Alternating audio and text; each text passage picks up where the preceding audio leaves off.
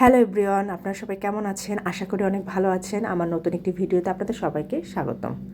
আসলে একদিন ডেলি আসলে শেয়ার করতে পারছি না, কারণ হচ্ছে অনেক কাজে ব্যস্ত থাকি, তো স্কুল করতে হয়, বাচ্চা কাচ্চা, সংসার, বাসার রান্নাবান্না, এত কিছু আসলে সামলিয়ে উঠতে পারি না। তো হচ্ছে আবার সেরকমভাবে আমাকে ম্যানেজ করতে হয় কাজ। তো একদিন সবজি কেটে রাখলে আরেকদিন রান্না করে এক আইটেম, আরেকদিন রান্না করে এক আইটেম। তো এই সবজির ভিডিওগুলো দিয়েছিলাম মনে হয় গতদিন, হ্যাঁ, না গত পরশু দিন দিয়েছিলাম। তো সবজিগুলো দিয়ে ভেবেছি নুডলস রান্না করব, আর ফ্রিজে পোলাও আছে, পোলাওগুলো ফ্রাইড রাইস করে ফেলবো। তো সবজিগুলোর মধ্যে কী কী ছিল এর আগেও বলেছি, আবার বলছি। ক্যাপসিকাম 3 রকমের, গাজর, বরবটি, মটরশুঁটি, তারপরে হচ্ছে বাঁধাকপি, ফুলকপি, এগুলা। তো প্রথমে হচ্ছে নুডলস রান্না করছি একদিন। তো সবজিগুলোকে পেঁয়াজ, কাঁচামরিচ, লবণ দিয়ে ভেজে নিয়েছি।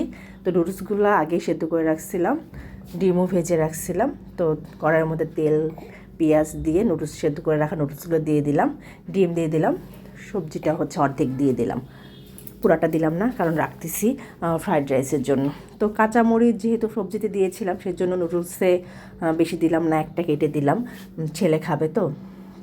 তো 2 প্যাকেট নুডলস নিয়েছি। 2 প্যাকেট নুডলসের মধ্যে আমি এর আগেও বলেছি যে নুডলসের যে মশলাটা থাকে, মশলাটা তো পছন্দ করি না, তাই 1 প্যাকেট দিলাম। তো লাস্টে ধইরা পাতা দিয়ে নামিয়ে নিলাম নুডলস, সবার পছন্দের।